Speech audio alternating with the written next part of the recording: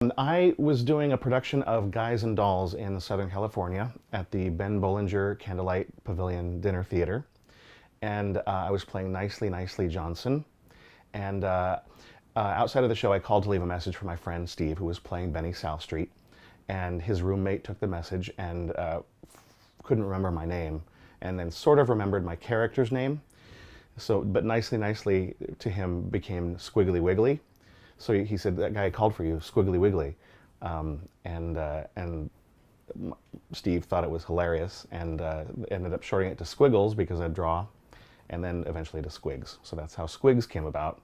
And eventually I just latched onto it and created a signature around it, and that became the name of my venture, my career, my vocation, Squigs.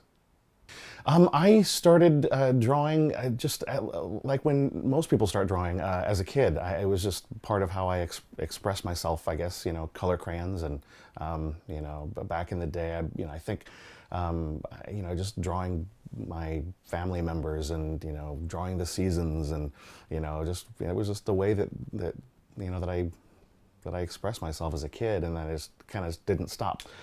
Al Hirschfeld, who just brilliant caricature artist. I honestly I heard about him as I was learning about theater, and it wasn't until college that I really put a name with a style, with his work. He drew for decades, so I would see his artwork on the TV guide covers, of course, the New York Times, which I didn't get in growing up in Oregon, but you'd see images of his work on TV and in film, on record covers and that sort of thing. But once I got to college and I started drawing, fellow performers, I started realizing, oh my gosh, I'm putting a name with that artwork, and then was able to research a lot of his work, and he's just a big inspiration to me. Many people would say that the best part of my job is getting to see a lot of theater, and that's definitely a nice perk, is being able to see these shows that I I would definitely pay to see on my own. But it's also just the opportunity to capture again, things that might not live on unless I were there to put it down on paper. And it's a fun challenge. It's like solving a little puzzle each time I go to a show and put pencil to paper. No, what I do is I draw Broadway shows, and anytime a new show opens on Broadway, Broadway.com assigns me to come and draw the shows for publication on the website. And so when they come to the website, they see my work. They can click on the ticket link and buy tickets to come see the show. But in this guise, as far as a Broadway illustrator, officially for about 5 years now. It was a hobby long before that. But if any show that's opened in the past 5 years, it's very likely that I've drawn it, and quite a few shows that have opened in the past. So yeah, I have probably about 300 drawings so far that I've drawn for Broadway.com. Well, right now here we're on 42nd Street. I'm at the American Airlines Theater, getting ready to see Old Times, an old Harold Pinter play starring Clive Owen.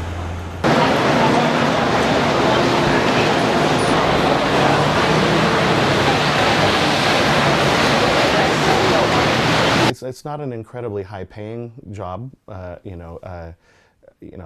always kind of having to be a little creative with with income and stuff, and I'm working towards some projects that would possibly be more of a steady income. But yeah, I'm sure I could, with the set of skills that I have, I could probably find a better paying job, or I could be living in a city with a lower cost of living, or that sort of thing. But I wouldn't give it up. I think it's where I'm supposed to be right now. I have a lot of an enthusiastic following of friends, and anytime someone lets me know that they appreciate my work, they're automatically a friend. I think everyone, the point of view, I think I got this from my grandfather, that everyone's a friend that you just haven't met yet. I enjoy looking at other people's artwork as well, so, and hopefully they like mine too. I'm a people pleaser, so I hope they like me. That makes a total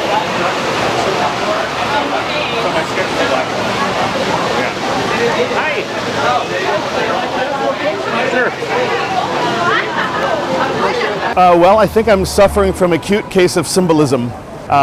It's one of those kind of plays that I honestly don't know if I got it, but it's one that it's gonna sit with me for a bit, so I'll be able to, in the next day or two, as I think about it, like more and more will come back to me. And in Pinter, you're not supposed to get everything, and I'm fine with that. It's like watching a good magician and seeing a really good sleight of hand, and I don't know how they did that, but I'm kind of okay with that, because it's kind of looking at the trick is kind of more worth it than knowing exactly how it's done. So it's like you kind of like, okay, what exactly was that, and what was meant by that, and it's just a lot to chew on. So it's in translating that to how it's going to relate to on my drawing, I have so many directions I could go. It could be just a very symbolic type drawing, and there's a lot of interesting dialogue. Then they often sit around. There's some singing involved. Clive Owen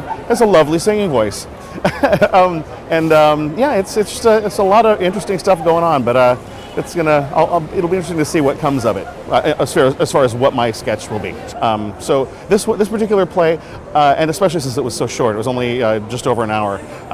I didn't take many notes at all. Oh yeah. Oh man, I'm embarrassed to show you if there's any notes in here. I think it was really scribbly today. Yeah, it's literally scribbly. It's like that. This here, the backdrop of the set, it's like all these concentric circles, which it's hard to draw concentric circles when you're in the dark. And I tried to, kind of, it was a little bit of a gesture there, but I basically kind of gave up as far as taking notes.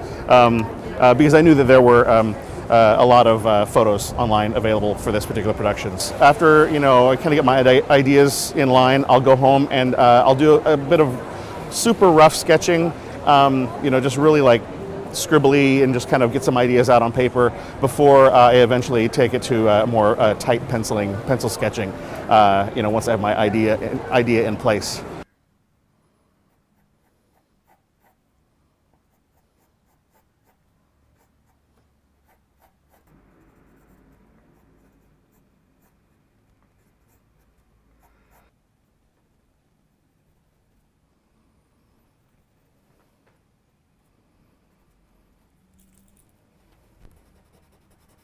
Sometimes you just got to take a few steps back, give it another shot.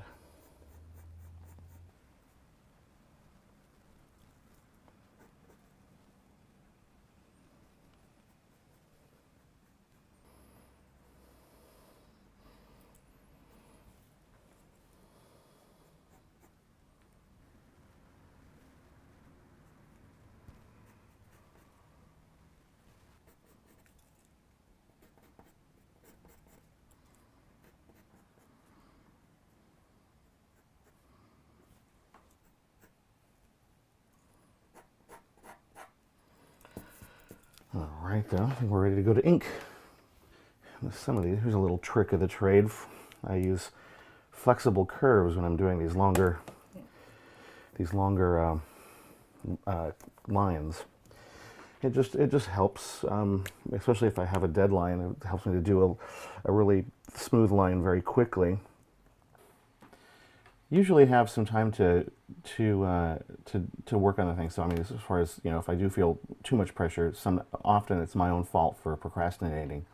But yeah, as with this particular sketch, I have a deadline today. I have to turn it in by 5 o'clock, and so they can put it into the computer at the office of Broadway.com, and then it will come out online tonight, just after midnight, in celebration of their opening day, which is tomorrow. So, so yeah, I do occasionally feel the pressure, but I just try to use that and focus that energy on what I have to do.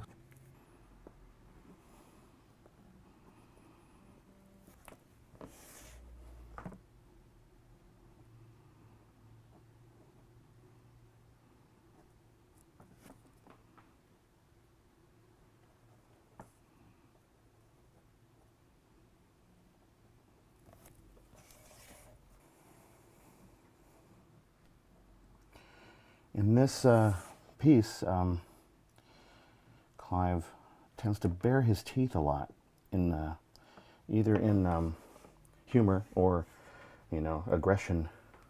It's very interesting to see him work on stage.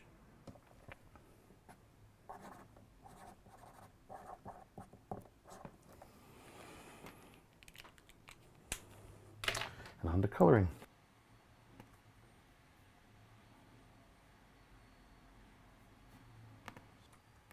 There.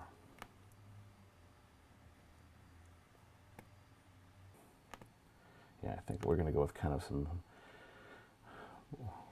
greenish blues, some teals for this one in particular.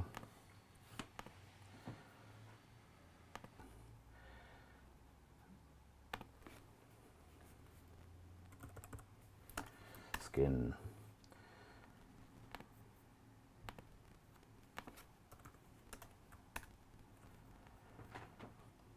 It's because I'm dealing with ink spatter and digital, it's kind of a fun combination. Feels a little bit like a link from traditional to the future.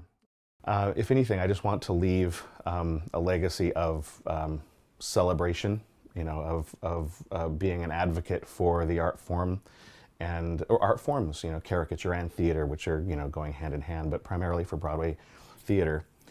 I just want to be known as someone who was there, saw it, and celebrated it, and and I'm grateful for the chance to do that, and hopefully the gratitude will also be an example.